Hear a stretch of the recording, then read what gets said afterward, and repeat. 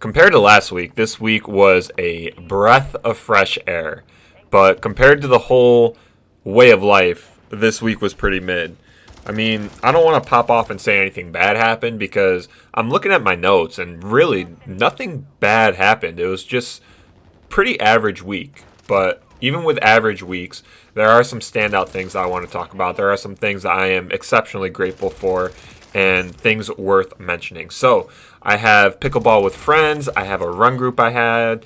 I finished 2 books I was reading, but one was an audiobook, so I don't know if you count that as reading rather than just like listening or experiencing the book. I had a family day where I saw my mom and my grandparents, and then I want to tell you about this little life hack that I've been doing for maybe 12 years or so. But we'll kick things off with pickleball. I'm pretty sure I pickleballed twice this week, on Saturday and Monday. Saturday was with an old coworker and his friend, and then Monday was that same old coworker, that same friend, as well as my brother. And something worth mentioning is I absolutely love pickleballing and small groups, I think. Now, whenever I take the Myers-Briggs personality test, right? The big old personality test that I judge absolutely everyone on, I always get an I for introvert or extrovert. I'm always an introvert. And I think that's because there are so many hobbies that I have that are solo. But there is a big part of me who is, I want to say, extremely extrovert. I don't come out extroverted in the way like, oh, I want to go to a party or I love being around a huge group of people. But I'm extroverted in a way of, I want to be with a friend or I want to be with my family. I really crave the one-on-one or even just like groups of 2 or 3 people. That is what fills me up the most. So I think I'm extroverted to a point, but also I do heavily resonate with introverts. So I think I could go either or, but I'm starting to feel as I get older, right, a little bit more extroverted. But anyways, pickleball with the friends, they were all great. It felt awesome to feel a part of a group because I lacked that last week. Last week, the only group activity thing that I did, I believe, was chess. And I love chess, and chess is something that I want to do for many years to come. But chess is very solo. It's very, you sit across the table from someone and you guys don't talk. And pickleball's not like that. Like we're swinging away, we're yapping, having conversations. And it was just really cool meeting new people too. Like my old coworker, he brought a friend, and it's fun to meet new people. So next, I went to a run group. And I know this is nothing new. I tend to go to a run group every once in a while. I try not to make this a ritual because, well, part of me doesn't even want to go to a run group every single week. When I'm feeling social, I do want to attend a run group because running is something I love and I want to connect with people who also love it. But there are a lot of times when I'm like, man, I just want to put my head down and do the miles that I need to do for the week and do it alone because it's been solitude and just me time. But I went to a run group on Sunday this week, and it was really fun. I ended up running the regular 5 miles with the group. It was a trail. We did lots of hills.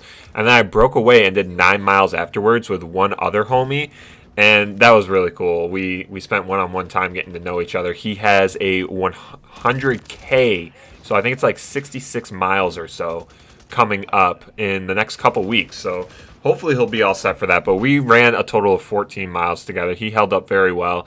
And yeah, that was a lot of fun. Our pace was in the 8 minutes. And I just feel like with this increase in mileage, because I've been going from 40 miles to working my way up to early 60 right now. Like this past week, I did 60 miles flat.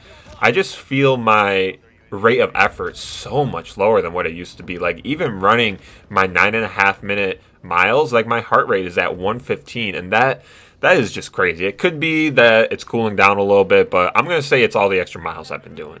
So that's dope. Love the run group. Love being with friends. Next on my list, I have why am I such an emotional reader?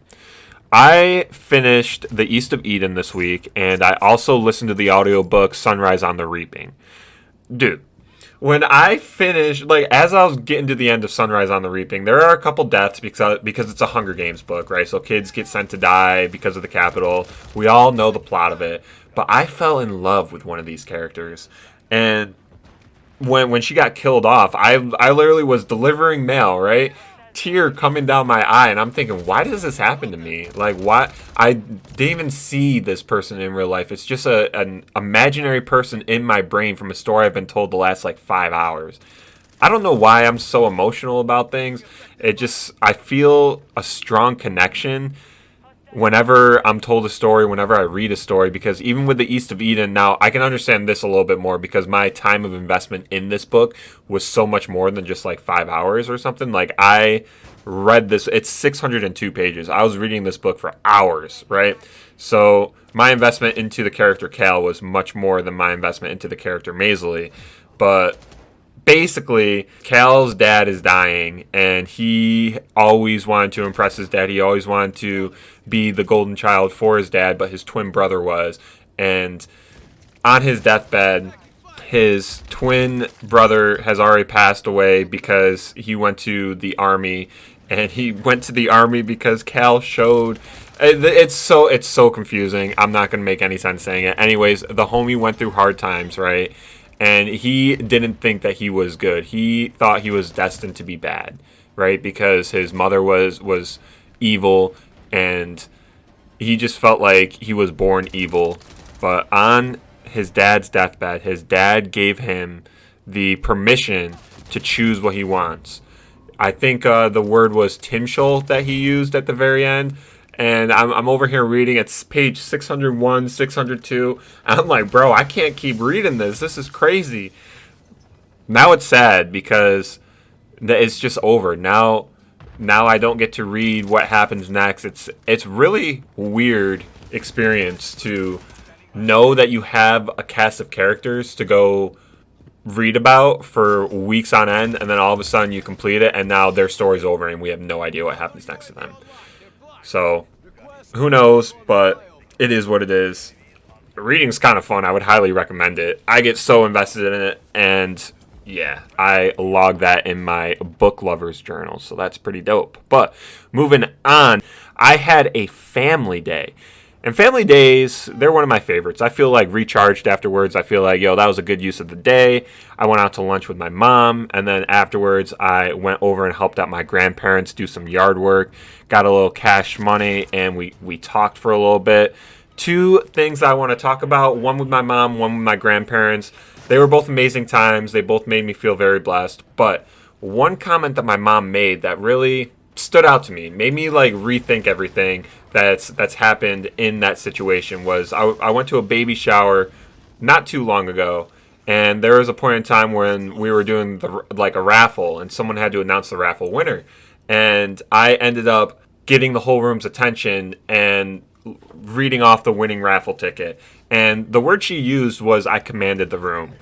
And growing up, whenever I had like a presentation to do in school, or if there was a debate in class, I always shied away from it. I've always been the type of person, at least from my recollection, that has been shy, timid. I don't know what the right word is. Like, I never would describe myself as someone who commands a room.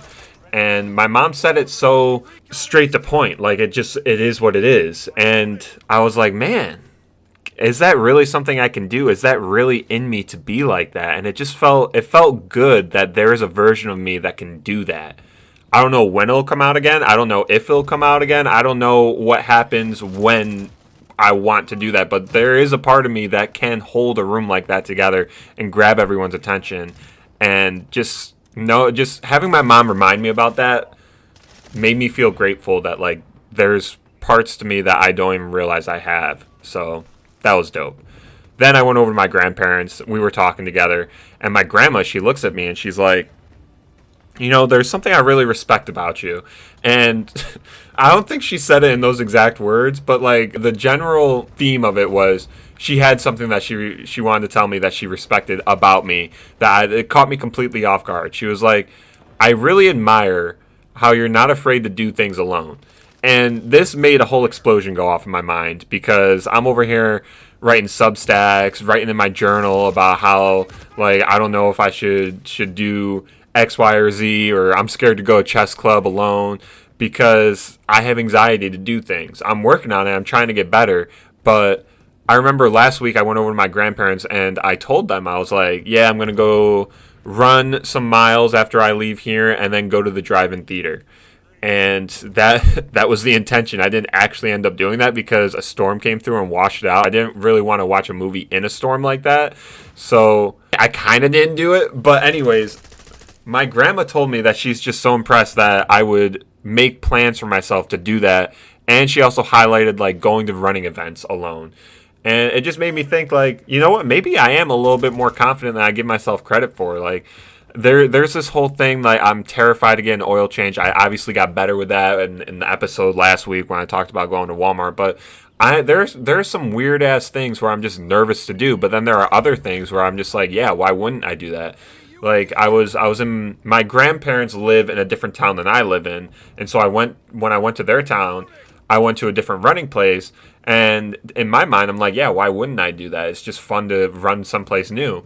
But she took it as like you're not scared to try new things, go new places, and heck no, I think it's awesome. So the fact that my grandma highlighted that, and that's something that I think about on a regular basis, just it stuck with me. And it's cool that people see that part of me because I want to be that type of person that is not afraid to do things alone. I want to be able to go and do whatever I want without the permission of having like a partner with me. So I don't know, just thoughts to ponder. Wanted to say that. Last but not least, so this week was basically as average as it gets. Not bad, not good, but there was a low moment, right? It was a Wednesday evening. I was feeling very sad. I was like, what am I doing with life? And this is just a life hack that I want to give to anyone. It had been 10 days since I journaled. And usually I go maybe 4 or 5 days max without journaling. Sometimes a week if it's a really busy week. But it had been 10 days, over a full week.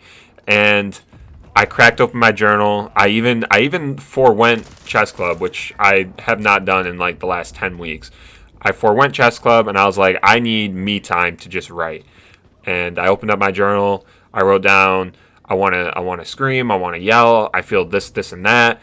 Journaling helped channel my emotions and how I felt in what seems like the healthiest way possible. And after an hour long of just writing away, I felt so much better. I really did. And so if you guys haven't journaled, I would highly recommend it because, well, there's inevitably going to be days when a lot of us are feeling alone, not sure what to do, and I think journaling is one of the best things you can do for yourself. You got to treat yourself good. I'm learning how to do that. I'm sure a lot of you guys are learning how to do that, but that's the gist this week. Some pickleball, some running, some family time, crying over books, and I wouldn't say rediscovering journaling because it was only a 10-day off, but rediscovering the importance of journaling. So hopefully I get some cool stuff to talk about next week, and I'll catch you then. Peace.